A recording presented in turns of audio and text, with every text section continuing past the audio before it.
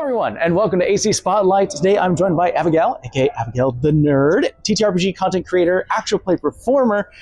You more than likely caught them on Tales Guild, Somebody's Heroes, and Help Action Needed. Welcome. Thank you. Thank you for having me. I'm very excited. Yeah. First and foremost, I like beginning these things with sort of a non sequitur start off, which is your favorite table snack.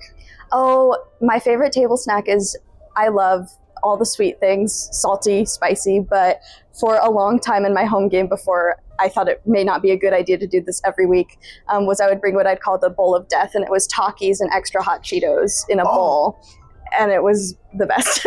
I feel like that would be a lot of red stain. Yeah, that was one of the reasons. I was like, maybe I shouldn't bring this to D&D because our laptops. Although spicy food's a good choice, let me be real. Yeah. It's my favorite. Have you had the candies where they dip it into sort of the chili sauce? Yes, they're so good. Oh my God. It's that and like deep fried stuff. Oh my gosh, yes. Well, to get into the sort of creative, I want to get into the creative framework of the characters that you play a little bit. Okay. Your newest, if I got this right, is Audit. Odette. Odette, excuse me. They're a bard in God Killer. Yes. Could you give us a little breakdown on where Odette, started? Like, how did you started to build the framework of this character? So for Odette, Sean and I did a session 0, a very extensive one because God Killer can get pretty intense. And the premise of God Killer that we wanted to do was share the art of the community with no need for them to make art for us, just things they already have that they would want to showcase within it or help write the lore. And so we wanted it to be something about a storyteller. The God Killer was a storyteller first and then happened upon becoming a God Killer. She's the nobody playbook, so divinity she happened upon, she didn't have any experience with it. And so I just wanted to play a very hopeful character in a very dark, dreary world, because God Killer is dark. So it was fun to play a character that was like, oh, I want to tell people stories, and I'll save the world by doing it. And then the world of God Killer just be like, no, you don't get to do that. The way it's described, at least the way I saw it, first episode was it's very monotone-ish, very monochromatic. Yes. Very bleak and deserted, just sort of a bad experience. But you very much play characters there's hope. There's a lot of hope here, which brought me to my first question in terms of your character. For the first episode, we meet Alexander. Yes. And he, from what I saw, he was kind of a grounding force for your character because making sure she eats and kind of taking care of yourself. How would your character react if your quest for hope brought Alexander in danger? It does. It does. It does. It's a very recently released episode. The quest does bring Alexander into danger, and she does prioritize his safety. As she picks him up on her way, she returns to the tower and is defeated. She does not complete her goal. It's a very midway low point, but the tower does try to kill Alexander because of her connection to him. And so she's like, hey, I'm gonna do something crazy. We're gonna jump off the tower together. And they leave the tower together, and she flings him into the world of the cradle. And it's really fun because Sean is such a matter-of-fact person when playing Alexander that there's points where Alexander's like, hey, I know that a lot's going on right now, but this is crazy. Yeah, we're about to jump to our deaths. Yes, but we'll see. We will see Alexander in season 2 of God Killer. He will make it. Season 1's already completed. Season 1 is completed. We're still posting the rest of it, but we are hard at work at season 2. So we're trying to get season 2 out. Hopefully next year, but it will have a new God Killer, be set in a new spot. But it will be within the cradle. Very cool. Next, we have your sorcerer in Tales of Aegis, Sybil. Sybil, my love. Oh my goodness. Now I'm pulling this mainly from session 1 of 31 so far. So far of a campaign. So I'm sure some things have changed from your humble beginnings, but could you give us a breakdown on how Sybil started? How did you start to create them? Sybil was a character that was based off of my second D&D character ever and my first sorcerer. Her name was Adelaide. And she kind of had the trope of my tutor betrayed me to steal my power, kind of that. Because I was like, this is new and fresh. Then watched everything that existed, and I realized I kind of made Caleb Widowguest, but I had never watched Critical Role, and so Sybil's still a play on Adelaide as a character, and has some of the aspects of her, but Sybil was someone, B, who's actually over here, B pitched us a game where we're starting the campaign. Magic is heavily regulated, right? And so Sybil is a character who, she's a sorcerer. You're made of magic. You're oozing magic. It just comes naturally. And it did just happen to her.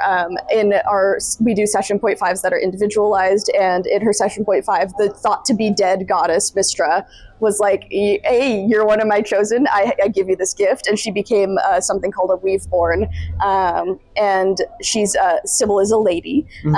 She hid her identity for a couple of the beginning sessions of the campaign, but she was a lady of the council, and the council is the one who regulates magic. Right. And so she was like the daughter of some archivists that were on the council, and she went to one of those meetings, and there was a bad man who's in charge of like magic there, and he saw what she was and had her like hold magic items, and he measured how high of a circle she could cast up to 9th level, and it broke. The scale broke. Interesting. So there's potentially she can cast a 10th level spell someday. And he took her and kept her for 2 years and was draining her of her magic, bringing her down to level 1. That's clever. So it makes sense, because there's a lot of, when it comes to D&D, obviously when your character starts to level up, it's like, now I know this thing. Yeah, like, so now I know she's spells. So now it kind of makes sense thematically why your character would be like, I know how to cast these higher levels, I just can't do it. Yeah, and she still, she happens upon her spells. There's some spells she still hasn't cast yet that she's had forever, because her magic reacts instinctively. So there's some spells she has that I haven't used because there's been no need for them. Right. So she's not going to be like, I know how to do this, because she doesn't. So I wrote here, and this, you've kind of explained a little bit more of it, but Sybil spends a lot of time in the first session trying to remain unseen. Very much try to be sneaky as much. And you, as a player, were you mostly excited or nervous regarding the moment that Sybil was finally forced to be in the spotlight? I still get a little nervous. She's a very reserved character, so anytime she's in the spotlight, it's harder to play a reserved character in the spotlight, because she has a bit of my stutter from like my childhood and stuff, and so she's a little more soft-spoken. When she's in the spotlight best is when she's basically playing a character herself, when she has a disguised self on and is like, oh, I'm Lady Sybil again, like, oh, I'm back to being this. But a good chunk of she still does this. She will hide a lot. Yeah. How our session, we all had mini sessions before the start of the campaign with other characters, so we had connections. And so mine was with Veldrin, who's played by Jay. And Veldrin, our roles were so bad that Sybil almost got arrested again 2 weeks after she escaped. And it was truly, we almost had to do like a prison escape instead. And so that really taught her just how hidden she really needed to be. Right. Shifting away from specific characters when it does come to making a character in general, especially for actual plays, what do you start with? Do you start with like a vibe, stats, class, features? I start with a lot of, the DMs will send me a pitch typically of what like the tone of the campaign is going to be, and that's very important to start with, because I'm not going to come in with a really happy-go-lucky bard in a game of like The Walking Dead, where everyone's like, that's not going to fit in The Walking Dead. The story theming kind of takes precedence first. Yeah, so the story that the group wants to tell takes precedence. Sometimes I'll choose the class last in the group to see if there's any gaps that need to be filled, but I'm going to be in a Vecna Eve of Ruin campaign, and for that, we got like a player document about like what we'll have a couple of magic items. Okay, how can I incorporate the magic items into the backstory? You'll have this much gold. Why does my character have this much gold? Right. And just trying to figure stuff out. But a lot of times in fantasy campaigns, I'll start with going to the DM and being like, can I play a pretty princess? Like, I want to play a pretty princess, and we'll go from there. And sometimes they'll be like, no, but you can play a lady, or no, but you can play a lady in waiting, or something like that. It's a lot of give and take. And so there's the fun stuff like, oh, I want to fulfill my childhood Barbie movie like dreams of of playing a pretty princess, but then I'll also play some other kinds of characters and stuff. So it really does just depend on the campaign and what other people are fulfilling in the role. That's great. Yeah. Hey, when you're making a character, make sure that you're going with sort of the vibe of the actual story first, and then you can start to incorporate your own wants and desires, and then start to piecemeal everything else together as you start to go along. Oh yeah. I noticed with most of your characters, if not all, there are these sort of grounding flaws you've built into these characters. I personally love it when characters have flaws. I think it's always good to have that. How important is adding flaws to a character? I think adding flaws to a character is incredibly important. Some systems do build the flaws into the game, and some do not. I really ask, if I roll for my stats for like D&D, if I roll really well, I'll typically ask for some kind of negative stat so that my character is bad at something, and give them a reason to be bad at that. But I also won't shy away from the flaws. So Odette is very naive, and so she goes through talking to divinity in a very naive way, and that's bad. The divinity in that world most of the time is not good and kind, and so just playing into those flaws. I have a character who's very rough around the edges, and she's quite rude, and it makes her, she's so abrasive that like nobody around her really likes her until we're at the beginning of the campaign. She'll start growing as it goes, but it is very important. I think it really grounds them in humanity, and makes when they lose something so much more real, because it's like, oh, that's an actual tangible concept that has lost something, and you can kind of people can follow them more through their emotions. Incredible. When you, how did you start your TTRPG career? Like, how did you start to shift towards content and actual plays and beyond?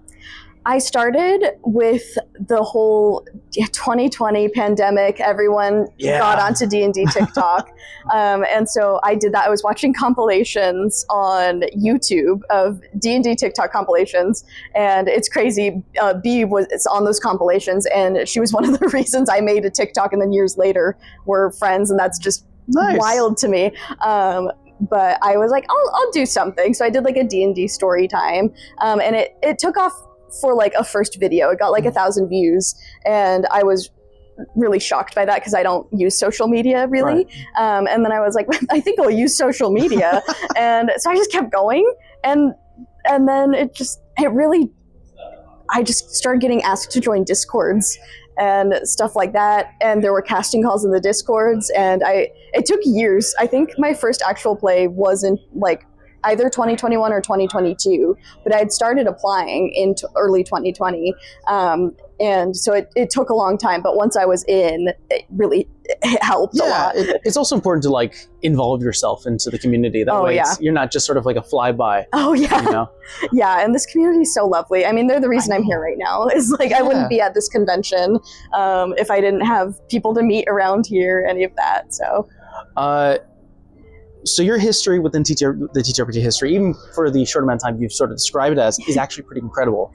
Thank you. You are the 2024 best. You were nominated to be the 2024 best player for the Crit Awards, I believe. Thank you. That's correct.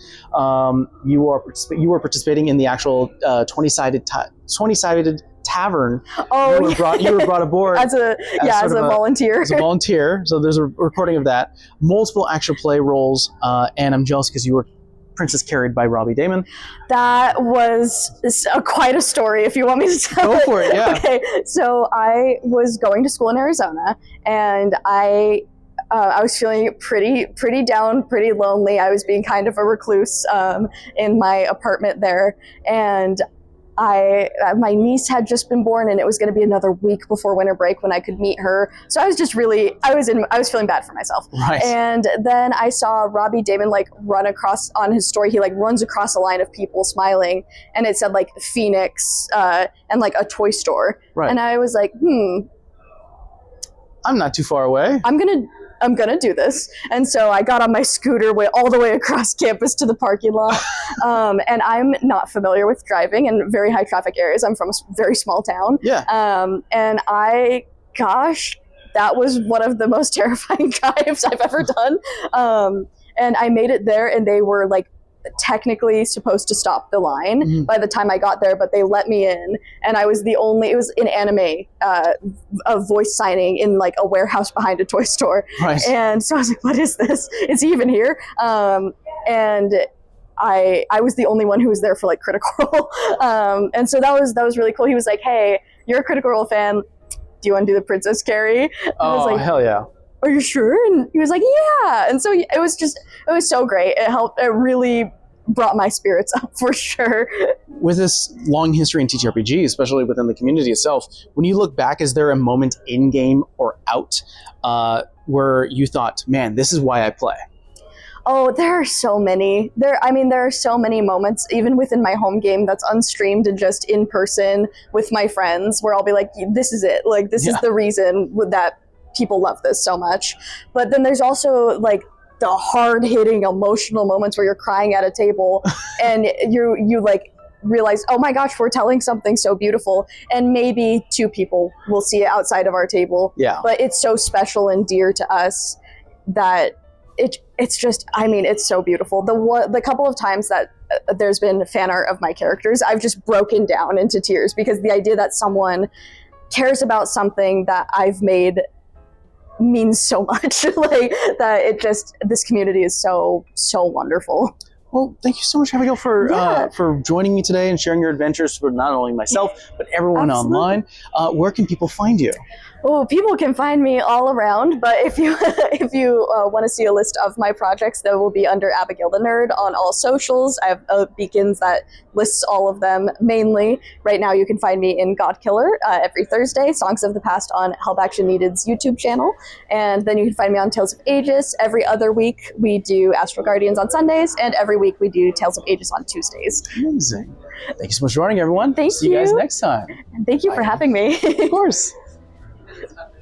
All right.